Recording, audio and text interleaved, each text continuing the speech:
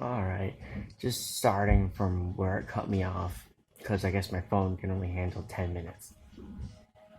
Alright, at root, the situation is fairly simple. The number of people on Earth will grow by an ever diminishing rate, level off, and then begin shrinking. World population now numbers around 6 billion. The number will grow to 8 billion to 9 billion, depending on whose numbers you accept. Then population will decrease, perhaps by many billions. What is not so simple is how life plays out as this happens. Who does it help and who does it hurt? Why is it happening? Can we do anything about it? Should we? And if so, what? I try to avoid technical terms and a waterfall of charts and statistics in this book, but some are necessary and they are here. I won't necessarily be posting the charts in this reading unless you guys want. I felt that was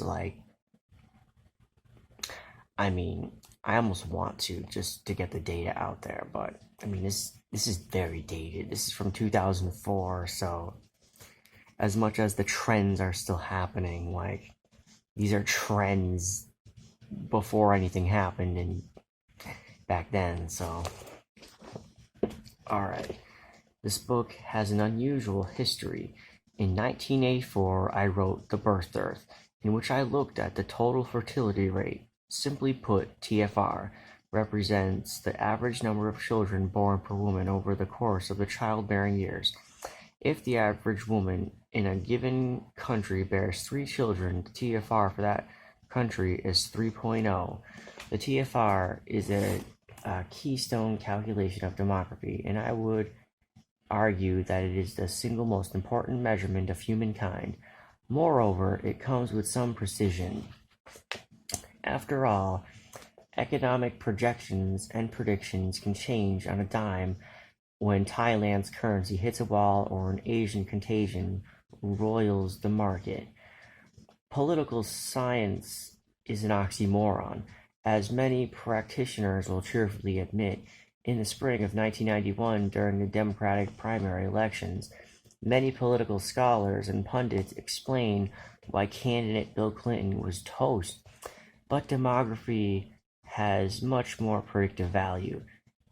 Demographers can tell you in 2004 with some certainty how many 20-year-old potential mothers there will be in 2025.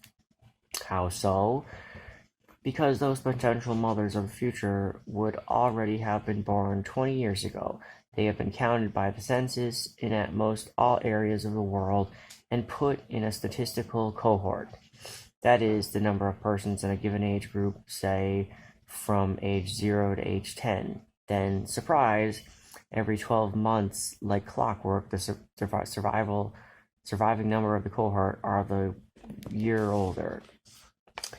The deaths of infants and children who never reach their own age of reproduction are then factored into the equation.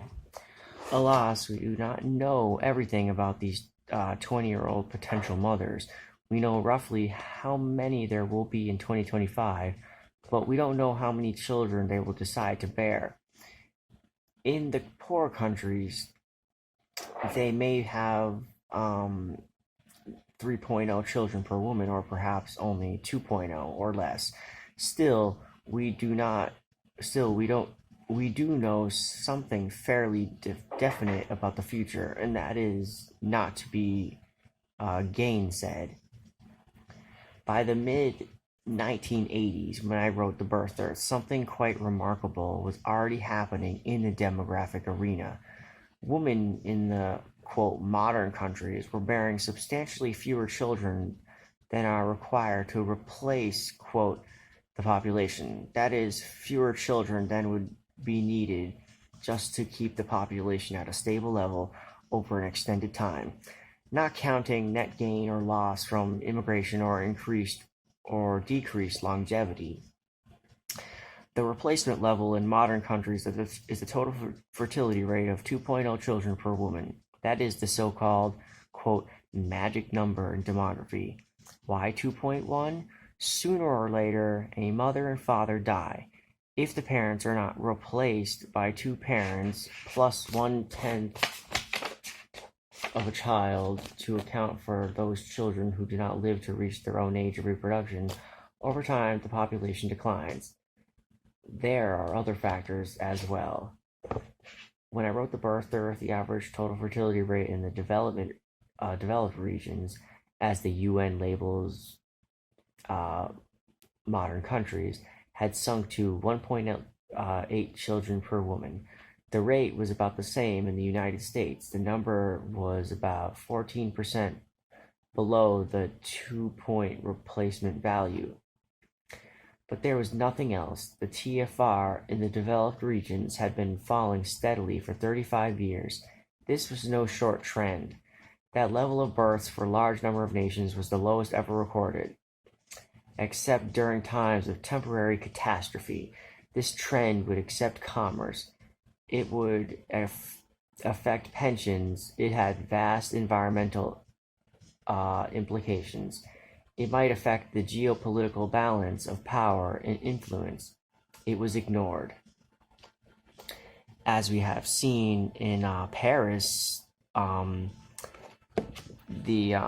believe there was a bill that tried to pass to increase the retirement age, and The Birth Earth talked about the balance of Medicare and the retirement expenses and the working class, and with not enough babies, you got to keep the elderly in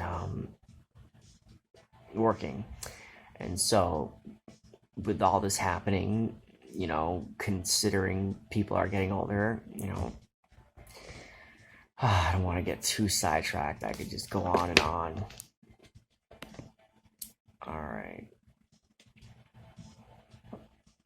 Alright, but The Birth Earth was ignored. The book attracted a great deal of attention, positive and negative. Steve Forbes, in his eponymous magazine, wrote, "Here is the book that will join the ranks of Rachel Carlson's Silent Spring."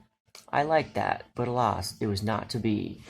Some of the negative comments about The Birth Earth indicated that I might be a sexist, a cold warrior, a racist, a polluter, and worse, a straight linist?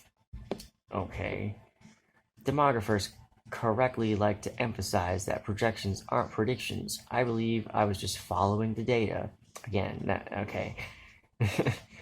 Even one of the most influential men in the world history, Paul Ehrlich, the author of The Population Bomb, designed to weigh in on one of his many fields of expertise, the demographic aspects of military policy. There was no link, he wrote, between population size and the military power, asking how many able-bodied, healthy young men are required to push a few buttons. Answer: in America, about 450 billion worth of defense spending each year, coming from the taxes of about 300 million people. As we shall see, straightforward demographics numbers can endanger mighty arguments, engender mighty arguments. I fought my fight on this matter and moved on, but during the late 1980s and through 1990, I kept half of my eye cocked to the emergence of the demographic picture. Periodically, I wrote a column on demographic matters. I enjoyed it. The topic has been my first and most enduring love as a writer.